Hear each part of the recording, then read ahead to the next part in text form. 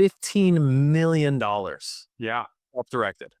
hmm Wow. Okay. So you've already answered this question a few times. People can invest in real estate syndications through an IRA. What about investing in a friend or family member's business? Have you seen that before? I have. So with the family member, you just want to be sure it's not any of those disqualified parties. So who can I invest with when it comes to family members?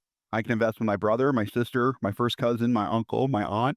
The IRS doesn't think they're going to do me any favor when it comes to investing. So you can invest with family members, just got to make sure they're not nuclear, not those original ones we touched on.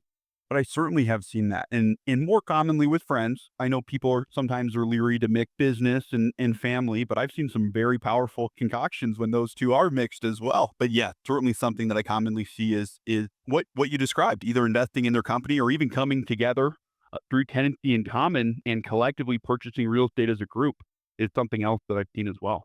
Let's talk more about that because that's something I've heard about, tenancy in common. I haven't done it myself. Are you familiar with some of the intricacies of that? Or can you, I guess, walk through that with us, just kind of your involvement in something like a tick? Yeah, would absolutely love to. So, when it comes to investing with the IRA in a tick, super important that everything's pro rata.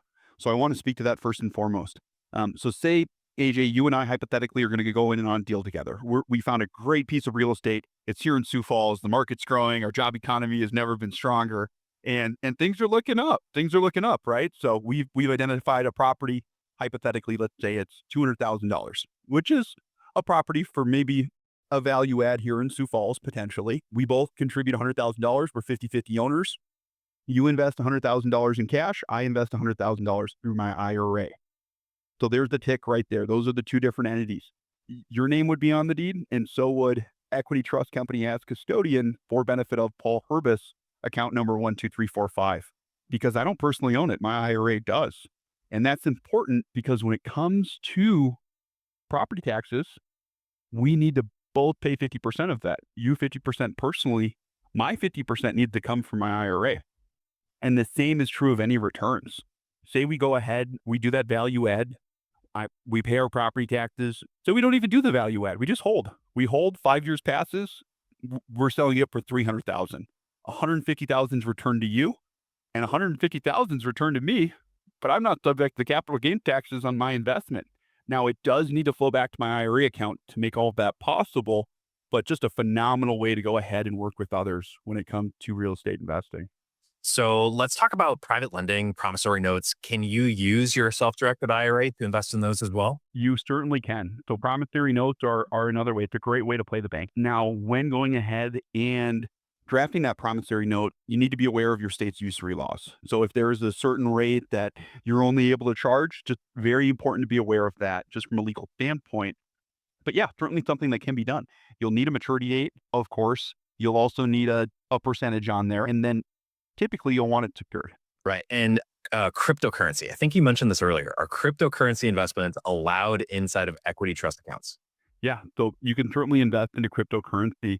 And I'll even work with some cryptocurrency funds as well. So there's just so many different ways to get placed, AJ. It's phenomenal.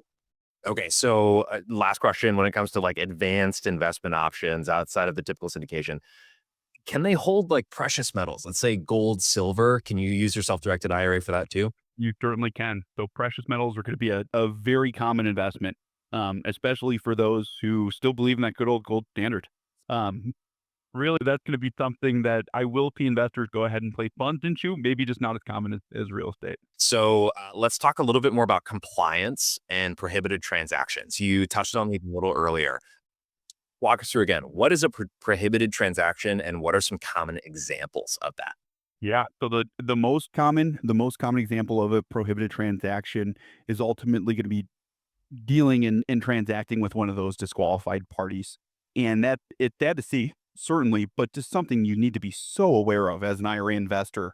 I can't invest with my mom and dad. I can't invest I can't purchase something for myself, nor my spouse, children, son, daughter-in-laws, grandchildren. Just if you guys get anything out of the podcast today, write that down. I would ask you to write that down. But prohibited transactions are going to be those transactions that you ultimately aren't able to make. Another example, AJ, is going to be self-dealing. So say I'm a fund manager and I'm raising $50 million to go ahead and acquire a beautiful hotel in Atlanta, Georgia. If I was going to go ahead and do that, Well, first, I wouldn't want to source from any of those parties that I just listed. And secondly, if I'm going ahead and making an investment in my own deal as an LP, it's important I'm not paying myself monetarily for doing so. So I would need to waive any performance fee, any management fee, anything of the sort, because I can't benefit monetarily off of my IRA's investment.